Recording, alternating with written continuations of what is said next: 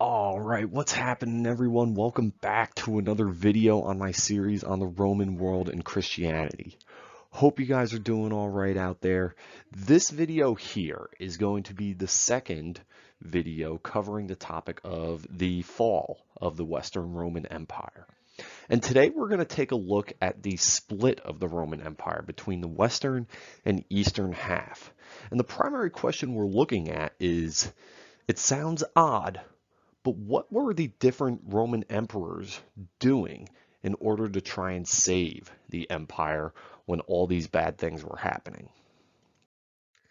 So picking up where we left off, all right, in the table over here, I'll just go ahead and draw a little arrow for that, right? Table over there, you can see there were a ton of underlying factors that led to the fall of the Western Roman Empire. It wasn't one thing or one specific event. All of these underlying factors served to really weaken the Roman Empire, so those contributing factors right there, which ultimately left it open to invasion by Germanic tribes and Huns later on.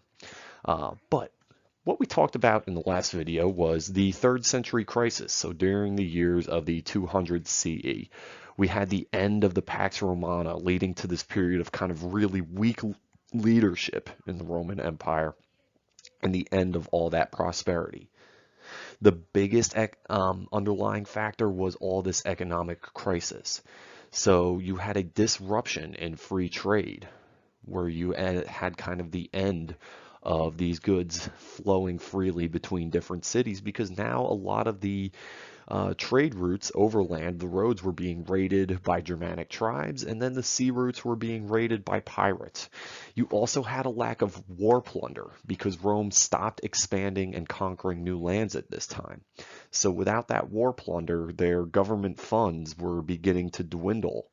And when that happened, the government just said, you know what, we'll coin more money, we'll make more money. But as we discussed in the last video, when you make more money, that money loses its value.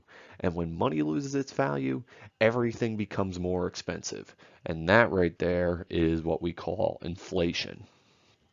So aside from the economic issues, you also had a social deterioration in Rome. People in Rome, especially the wealthy upper classes, became more focused on their material possessions and their own happiness than on, say, maintaining the stability and helping to serve the empire. You had this lack of patriotism and loyalty. You also had a decreasing population in the western half of the Roman Empire, because you had things like famine, a lot of bad harvests. You also had diseases like malaria that swept through the Italian peninsula.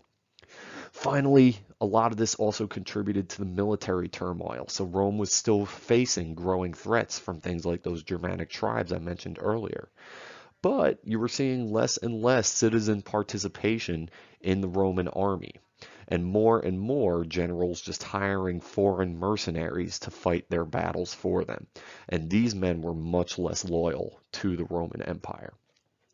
And that kind of leads into our first topic for this video. So I mentioned that the Roman army was beginning to lose a lot of its prestige, and the poor leadership of the empire meant that the emperor's position was losing a lot of its prestige. So the first emperor really well known for attempting to reform and trying to save the Roman Empire was a man named Diocletian. All right, Diocletian passed a lot of military reforms. First of all, he doubled the size of the Roman army, made service mandatory for a lot of the citizens, including those wealthy citizens that were previously just focusing on their material possessions. Diocletian also sought to restore some of the prestige to the position of the emperor. This was before Christianity became the official religion of Rome. So there was still this idea of the imperial cult, that the emperor was seen as a living god in a sense, and he really tried to promote that idea to link the empire with people's religious beliefs. Diocletian also took a lot of steps to try and reform the Roman economy. So first of all, he tried to deal with that issue of inflation. He tried to restore a lot of silver to the coins that were being used, and he set limits on prices to keep things from getting out of control with how much they cost. Also, in order to pay for those reforms that he created for the Roman army, he started increasing taxes on a lot of the wealthier classes and directing government spending towards different projects that would help keep the people happy in Roman society. But with that being said, the thing for which Diocletian is most well known is dividing the empire in half administratively. So Diocletian said, look, this one giant massive empire, it's too big for any one man to handle and administer on his own. But maybe if I split it in half, two people could handle it on their own. And this did make sense at the time because the western half and the eastern half of the Roman Empire were very different from one another. So Diocletian split the empire in half and he said, you know what, I'll run the east. The reason he decided, oh, I'll take the east is because the east was really the wealthier, more prosperous half of the Roman Empire at this time. First of all, as you can see there, the east was the Greek half, so the Greek-speaking half. That really didn't have to do with this. The big reason for this was that the East was closer to access to trade routes that could give them access to Asian goods. So from places like India, China, and Persia, the East was closer to that, so they had more trade going on, and they had more wealth and prosperity for that reason. It had a lot of those big, wealthy, prosperous cities that we talked about in other videos, places like Alexandria in Egypt, or Antioch on the Mediterranean coast, or Corinth in Greece. So a lot of these places were located in the east, much wealthier half. In the west, they spoke Latin. Now, this was the half of the empire where a lot of the food was supposed to come from, but remember, farming wasn't doing too well at this point in time. The agricultural harvests were really starting to decline at this point in time, and because of that, their economy was suffering. So this was the much poorer half, less prosperous half of the Roman Empire. Now, one of the interesting things about Diocletian is that he actually retired. He didn't, unlike most emperors of the time, he wasn't assassinated or he didn't die on the throne or anything like that. He just retired in the year 305 CE. But he didn't really create a good plan for succession as to who would come and replace him when he left the throne. So, as tended to happen a lot in Rome and in their history, you ended up with a civil war after his retirement in 305 CE. And there were 4 different factions that fought this civil war. I'm not going to go too deep into them. I'm not really going to spend the time to explain them. But I will talk about the man who ended up winning this civil war and was kind of the most important figure to come after Diocletian. And that was Emperor Constantine.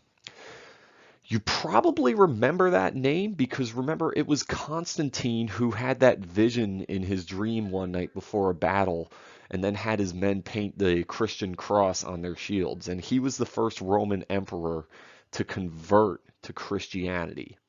Then later in his life, he signed the Edict of Milan, which made Christianity legal.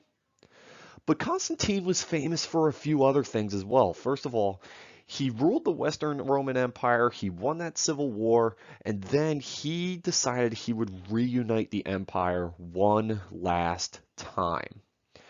He ended up reuniting the West and the East, but then he took an interesting step.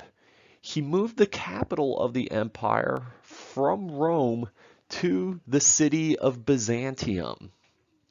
So this was a really unprecedented step that he took. Rome had always been the capital of the empire, and now he's moving it to a different place. The reason for that was that this city, Byzantium, was a very, very wealthy location in the Roman Empire. It was another one of those prosperous eastern cities. It was located on a spot here in a location called the Bosporus Strait, which was a strategic trade route between the Black and the Mediterranean seas. And eventually he renamed that city after himself. He called the new capital Constantinople. Now I'm going to go ahead and circle the location of Constantinople on your map over here. You guys can see that. And think about why that would make a great location for the capital of your empire. Take a look at it, right? It's not labeled on the map, but I'll just go ahead and label BS and MS, all right? Constantinople sits there right on a strategic trade route between the Black Sea and the Mediterranean Sea. So anyone wants to travel through those seas from one direction to another, they're going to have to go through Constantinople. And that's a good spot to collect taxes, to regulate trade, to manage the wealth going through the empire. Constantine was smart. He put this capital here for a reason. It was at a very important location in the empire. Later on, you'll also learn about how Constantinople was also just a very, very good military fortification. It was very easy for them to defend. But at this point now, you end up with two Roman empires with two different capitals, because right after Constantine's death, the empire split again, and you're left with two capitals now, Constantinople, and then in the western half, you had Rome as the capital of the Western Roman Empire again. And power here really begins to shift from the west to the east. Now, this empire is just two different entities, and one is certainly much stronger than the other, that being the east. So in summary, right, the emperors right after the 200s, they really began to see the writing on the wall for the Roman Empire. They were looking at and see, how can we keep this empire alive? And they managed to keep it alive for another 200 years. Some of the key reforms, right? Diocletian, he was the one who split the Roman Empire in half between the wealthier Greek-speaking eastern half and the poorer Latin-speaking western half. All right, then you had Constantinople, excuse me, you had the Emperor Constantine. All right, he, again, not only did he make Christianity legal in the empire, but he also moved the capital from Rome to Byzantium, which he then renamed Constantinople. And going forward in the Roman Empire, you had two halves now, the western half with its capital in Rome, and the eastern half with its capital in Constantinople. Hope you guys enjoyed this. Again, please check out the whole playlist that I have on these videos on the Roman world and Christianity. A lot of them link together really well. And speaking of which, in my next video, we will finish up our discussion on the fall of the Roman Empire. And specifically, we'll talk about the end of the Western Roman Empire, what led to its ultimate downfall, and what happened afterwards. Take care, guys.